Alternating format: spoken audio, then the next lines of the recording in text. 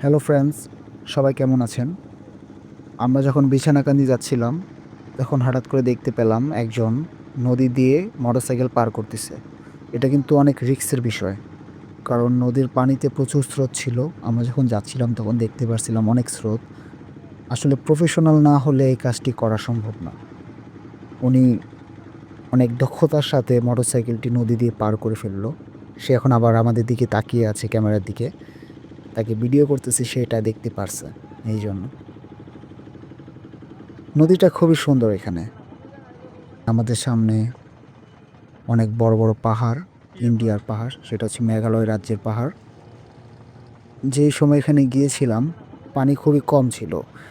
পিছনে ঘুরে দেখতেছি সেই লোকটা মোটরসাইকেলের মানে সাইলেন্সারে হয়তোবা পানি ঢুকছে, সেইজন্য সে অ্যাক্সেলেরেটর দিয়ে রাখছে অনেকক্ষণ। তবে জায়গাটা খুবই সুন্দর।